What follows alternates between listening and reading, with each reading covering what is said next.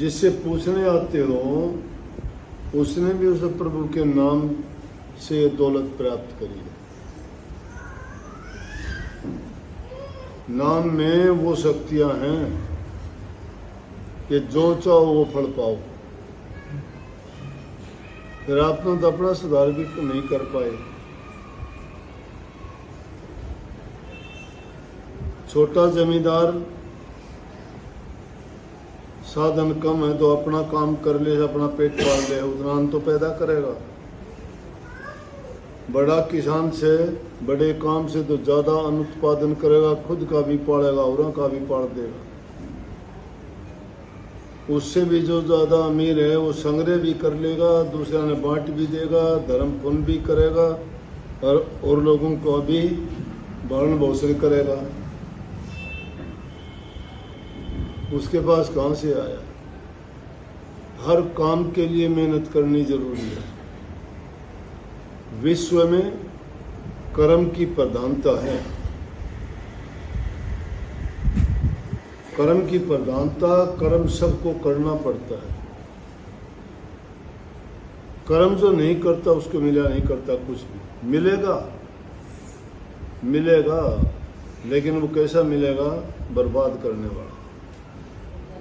अब ये बात लोगों की समझ में आती नहीं है कि क्यों कही है बात। एक चेला अपने गुरु के पास जाके कहने लगा, बात चल गई। बात तो मलुकदास जी की भी है, लेकिन यहाँ तो मैं दूसरी बात बताऊंगा। लेकिन फिर भी ये इंसान की बुद्धि इतनी मलिन हो चुकी है, समझता नहीं अच्छी बात। एक शिष्य अपने गुरु से कहने लगा, सत्संग में कही जैसे मैं आपको कह रहा हूं कि वो मालिक सबकी सुनता है, वो भेदभाव नहीं करता। लेकिन हम कंजूसी करते हैं, हम जो है भूल जाते हैं, उसको याद नहीं करते। हम मतलबी और स्वार्थी हैं, स्वार्थ के टाइम याद करते हैं। और वो स्वार्थ भी हमारे क्या है? वो सिर्फ दुनियादारी तक सीमित है, शरीर तक सीमित है, मन तक सीमित है, रूह के लिए कोई काम नहीं उनका। तो बात चलते चलते चेला करने लगा, गुरु ने वचन फरमाया कि भाई परमात्मा सबको देता है।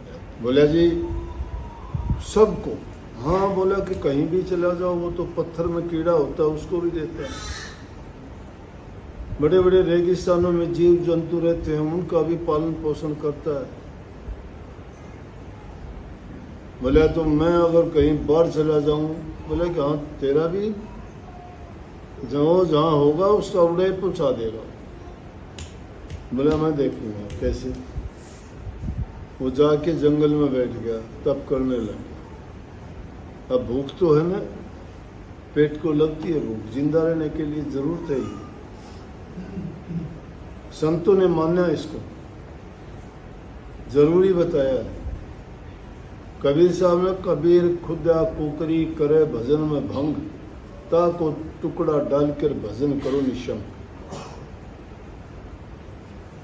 ये खुदा खुदा कहें भूख को, ये कुकरी है कुत्ती के समान,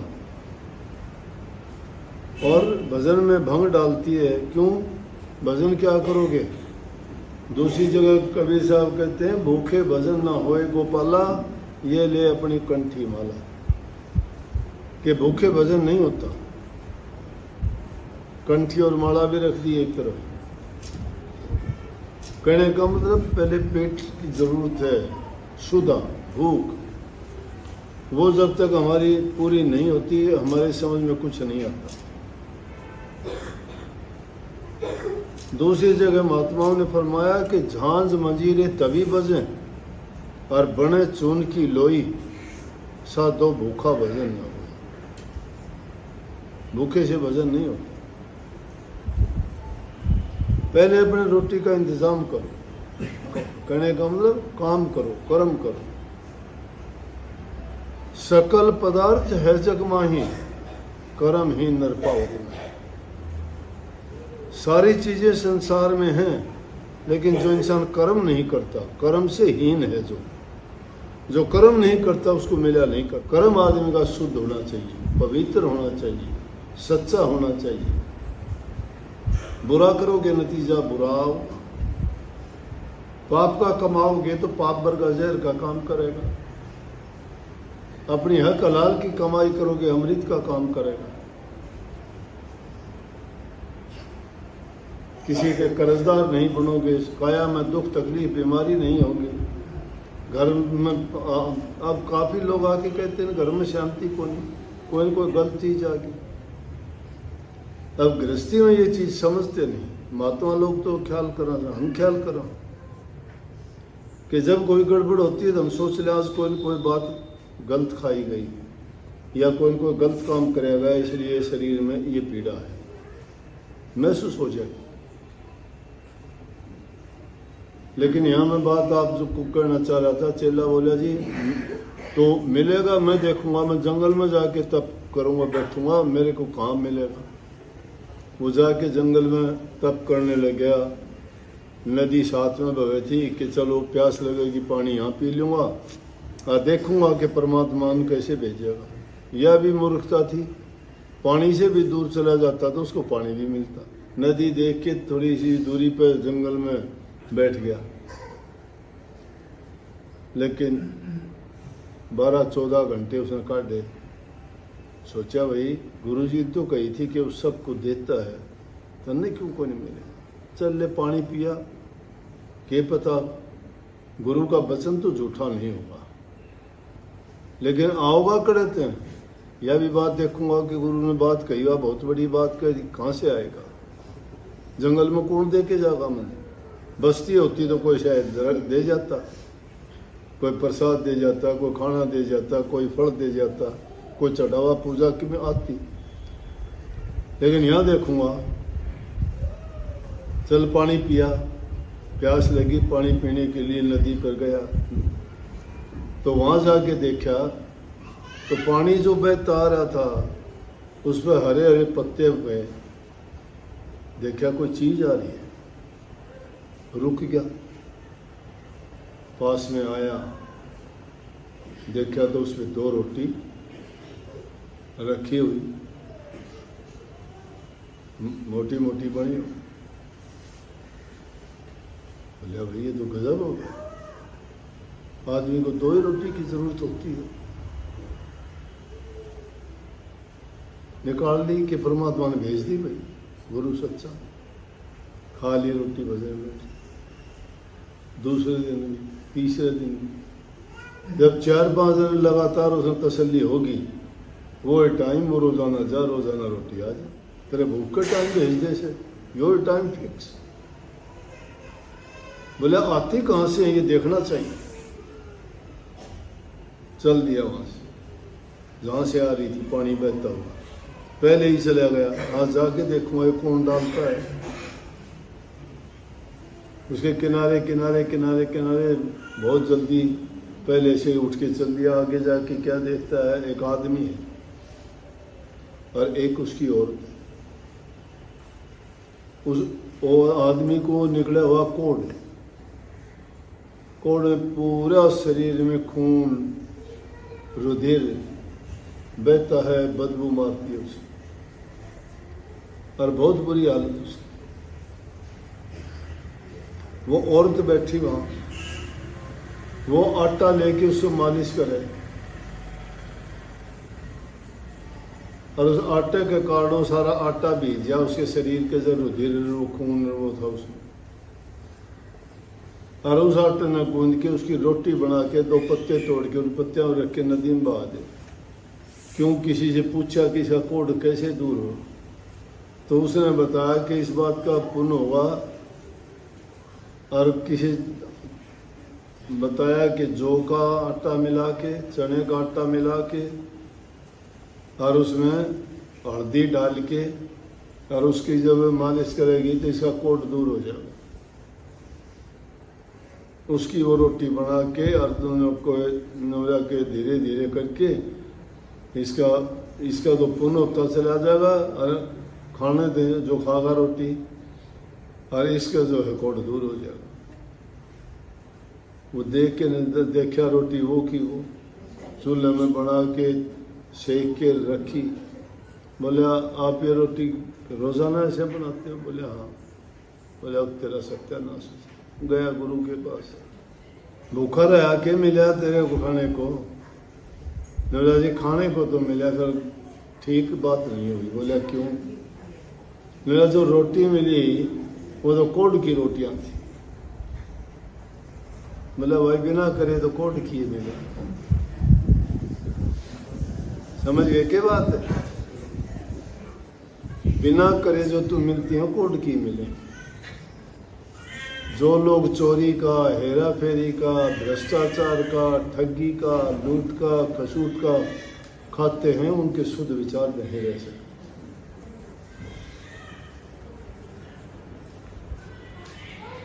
सारी दुनिया करती है, लोगों के दिमाग में बात आती नहीं, सोचे कि उसका क्या हो गया, उसका क्या बिगड़ गया।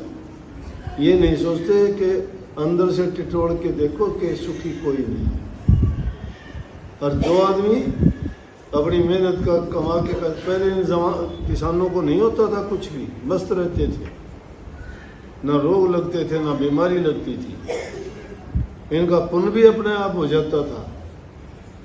नहीं तो इनकी दरिया दिली इतनी थी कि अनाज निकालते थे, कीड़े मकोड़े भी उठा ले जाते थे, उड़ने वाले पक्षी भी उसके दाने चुग ले जाते थे, मंगते भिखारी आते उसको भी ये डालते थे, इनकार नहीं करते किसी को। साधु फकीर आ जाता उनको भी भिक्षा देते थे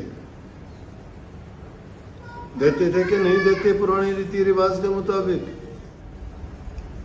इनसे कोई पाप तो होता नहीं था, असल तो होता था तो ये पुण्य कराया करते, उस पुण्य में निकल जाया करता था। जमींदारों को कोई रोग ही नहीं हुआ, बीमारी नहीं हुई, कोई शिकायत नहीं रही उनकी, रूखी सूखी खाते थे, मस्त रहते थे। अब ये भी हेराफेरी में आ गए। ऐसी ऐसी कहानी है, किसी के दूसरे का पानी भी किसी दूसरे खेत में लग गया और उसका अन्न पैदा हो गया, वो भी शुद्ध नहीं माना गया। हक हलाल की कमाई और सच्चाई की मेहनत की कमाई जो होती है, एक पैसा भी लाख पैसे का काम करेगा। और जो ठगाबागी का, हेरा फेरी का होगा, और लाख रुपए भी तुम्हारे 10 पैसे के बराबर नहीं रहेगी कीमत। और जो आदमी खागा उसके विचार गंदे कर देगा। अपने बच्चों को धन देने की जरूरत नहीं है, शिक्षा अच्छी दे दो उनको।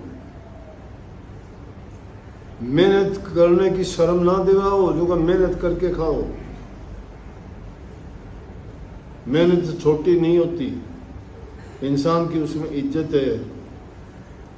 काम छोटा नहीं होता, जिससे तुम्हें रोजी रोजगार मिलता है, तुम्हारा पेट पलता है, तुम्हारा साधन बनता है, वो तुम्हारा अपना है। अरे चोरी का, डाके का, हेरा फेरी का तुम खाते हो, वो अच्छा है?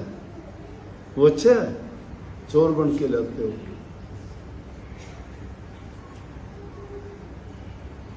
इसलिए बिना काम के किसी का काम चलता नहीं, काम करना ही पड़ेगा। अब काम का स्वरूप पहचान लो, काम कैसा करोगे। काम तो चोर भी करे, कितनी मेहनत करे, लेकिन काम किए करे उसे। मान लिया एक चोर आदमी है, चोरी करता है, धंधा है उसका, पूरी रात जगता है, और किसके जाके चोरी कर ली? किसी गरीब आदमी ने लड़की की शादी करनी थी, उसने बेचारे ने 2-2 पैसे जोड़ के, पैसे इकट्ठे करके या सामान या गहने बना के रखे थे, अपनी ईमानदारी की कमाई कर, उसके जाके वो चोर चुरा के ले जाता है, तो उसकी आत्मा कितनी कड़पेगी जिसका चोराया गया। जिसने 2-2 पैसे इकट्ठे करके जोड़े थे, उसके दिल में कितनी पीड़ा होगी, कितना दर्द होगा, बोलो। अरे कितना दर्द होगा। वो दर्द उसको खागा कि नहीं खागा? चोरों की कभी देखे तो हमने हवेली बन दी। ठगों के टोटे झुकते देखे कभी? चोर, ठग, डाकू, उनके पेट भी नहीं पड़ते, फिर उनके पैदा होने वाली संतान भी निठल्ली होती है। क्यों? उनको वो आदत उसे सिखाई नहीं, अच्छे गुण नहीं दी अपनी औलाद को। माँ बाप की संपत्ति उसकी संतान होती है, और जो अपनी संतान को अच्छी शिक्षा, अच्छे गुण नहीं देता, वो बाप भी अपराधी है, वो माँ भी अपराधी है। इंसान नहीं बनाए उन्होंने।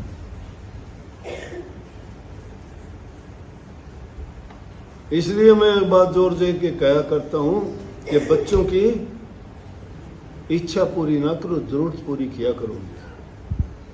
जरूरत है रोटी, जरूरत है कपड़ा, जरूरत की चीजें उनको दो। और वो इच्छा करते हैं, मुझे फोन चाहिए, मुझे मोटरसाइकिल चाहिए, मुझे ऐसे कपड़े चाहिए, मुझे खाने को ये चाहिए। ये क्या है? फजूल। वो चीजें उसको बर्बाद करती हैं। वो कभी भी माता पिता का आज्ञाकारी नहीं हो सकता और जिंदगी में कभी कामयाब भी नहीं हो सकता।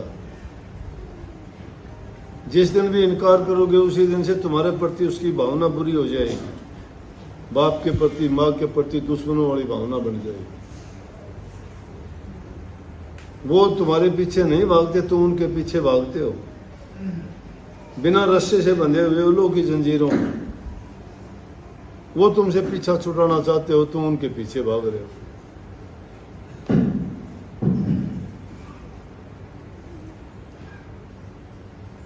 इसलिए अपनी संतान को अच्छा बना दो। जरूरत ही नहीं है। अगर नहीं, स्वावलंबी बनाओ उनको, सेल्फ डिपेंडेंट बनाओ उनको। डिपेंडेंट नहीं बनाओ। जो डिपेंडेंट होते हो तो गिर जाते हैं। एक बेल है, उसके तना नहीं है, लेकिन उसको सहारा दोगे तो चढ़ जाएगी बहुत ऊंचाई पे। स्वावलंबी बनो, खुद गर्ज ना बनो, अहंकार नहीं, आत्म सम्मान रखो।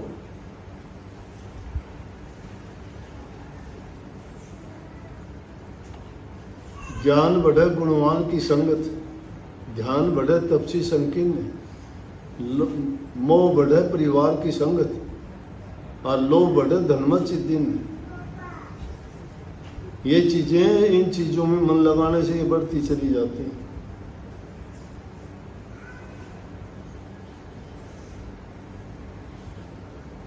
सत्संग बहुत कुछ सिखाता है, सीखता कोई नहीं है। सत्संग के प्रति रुझान नहीं है। उदास हो, तुम्हारे चेहरे बता रहे हैं उदासी की। आते हो तुम अपनी समस्याओं से जूझते हुए, उनका हल बताया जाता है, मानते ही नहीं, उन बातों को अप्लाई नहीं करते। जिंदगी में अनुभव करके देखो, तजर्बे करके देखो, तुम्हें पता लगे। शुरू में तकलीफ हर काम में होगी, हर काम में होगी। कोई भी काम सीखते हो बहुत तकलीफ होती है। अभी एक कह रहा था बच्चे को, स्कूल नहीं जाता बच्चा, वहां पर हम भी गए थे कि स्कूल में ही, हम भी डरते थे, छुट्टी चाहिए। किसी को गवारा नहीं है। वो कब चाहते थे? स्कूल को जेल मानता है बच्चा, क्योंकि उसको ये नहीं पता है यही आगे चल के तेरा जीवन बनेगा, तेरा चरित्र बनेगा, तेरा भविष्य बनेगा।